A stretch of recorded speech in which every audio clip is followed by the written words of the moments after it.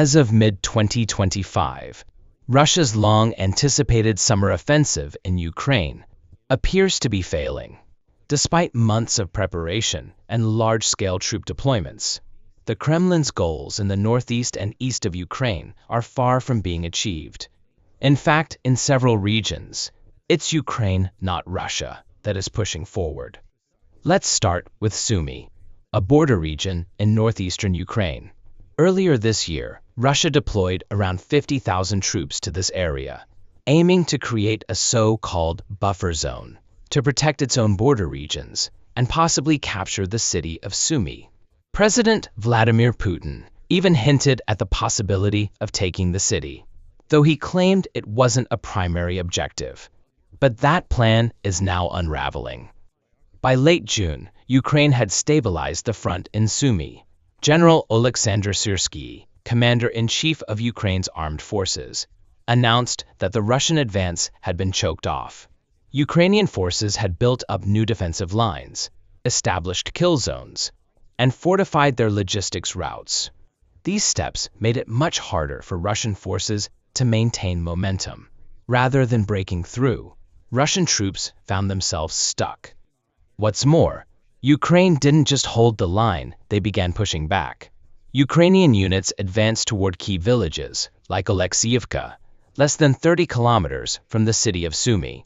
Meanwhile, Russian forces that tried to advance from across the border, through Russia's Kursk Oblast, were also halted. Ukrainian resistance was unexpectedly effective, and now Ukraine has gained the initiative. President Zelensky confirmed that Russia's Sumy plan is failing. Despite heavy use of elite units, long-range artillery, and drone strikes, Russian troops have been stopped cold. As he put it, the Russian plan for an offensive in Sumy Oblast is not succeeding thanks to every Ukrainian unit operating in the area. Facing this failure in Sumy, Russia turned its focus toward the Donetsk region in eastern Ukraine. Here, the goal is more familiar. Capture cities like Pokrovsk, Kostiantynivka, Sloviansk, and Kramatorsk to secure control over the Donbass. Russia has gathered an estimated 110,000 troops in this area.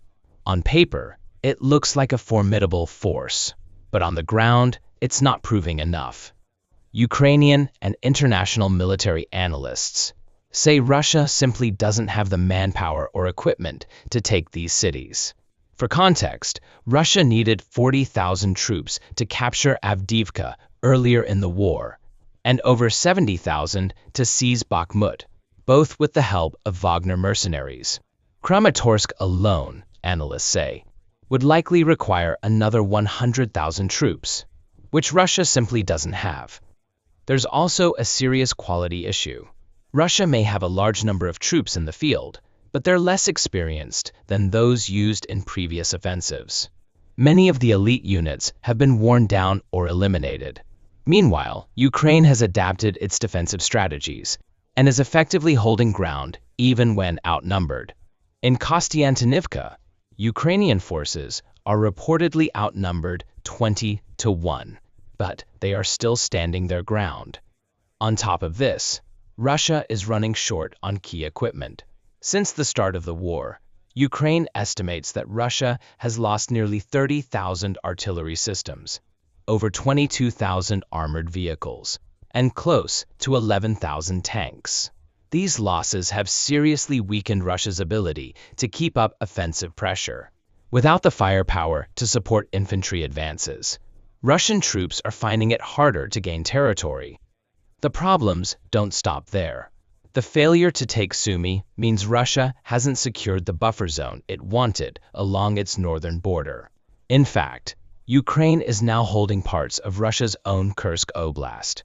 This has created a two-front problem for the Russian army, one in Sumy and another across the border in Russian territory. Some of the troops originally meant for Sumy are now being pulled away to defend Kursk, stretching Russian forces even thinner. Ukraine may eventually use this situation to launch a coordinated pincer movement, turning Russia's failed buffer zone plan into a strategic liability. All of this is contributing to a bigger picture. The war is heading into a longer, more drawn-out phase. Russia had hoped this summer offensive would break the stalemate, but that isn't happening. And now, both countries are preparing for a war that could continue well into 2026. On the economic side, Russia is struggling to keep up. The state defense conglomerate Rostec now produces 80% of the country's military equipment and has increased production tenfold since 2021. In 2024 alone, it brought in an estimated $31 to $46 billion in revenue. But this massive buildup comes at a cost. Almost one-third of Russia's federal budget now goes to defense, and military spending is over 6% of GDP. Inflation is climbing toward 10%, and the base interest rate stands at a crushing 20%. On June 27, Putin admitted that Russia would need to start cutting military spending to prevent long-term economic collapse. So even though Russia is still throwing enormous resources into this war, the cracks are showing. The economic pressure is mounting, and its military is struggling to deliver real victories. With ground offensives stalling, Russia has turned more heavily to missile and drone strikes to inflict damage and keep pressure on Ukraine.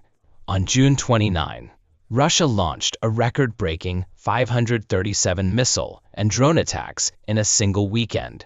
Ukraine's air defense systems intercepted about 475 of them, using a mix of traditional air defense and electronic warfare.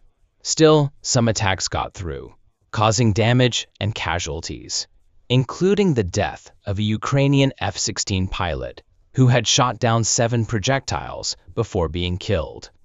These strikes may terrorize civilians and destroy infrastructure, but they don't help Russia gain territory. At best, they buy time and distract from failures on the ground. So where does this leave us? In short, Russia's summer offensive is faltering. In Sumy, the front has been stabilized, and Ukrainian forces are even making limited advances. In Donetsk, despite heavy troop numbers, Russia is making little progress. Equipment losses are mounting. Economic strain is worsening. And Ukraine is not just holding out, it's gaining momentum. Putin may have envisioned a buffer zone and a series of decisive victories. Instead, he's dealing with more fronts, more losses, and less control. The longer this war drags on, the more it exposes the weaknesses in Russia's strategy and the resilience of Ukraine's defense. If current trends continue, this could mark a turning point, not just in this summer campaign, but in the entire war. What was meant to be a major Russian offensive may instead become the moment their momentum truly ran out. Thanks so much for watching. If you enjoyed the video, don't forget to hit that subscribe button so you never miss any updates. Take care, and I'll see you in the next one.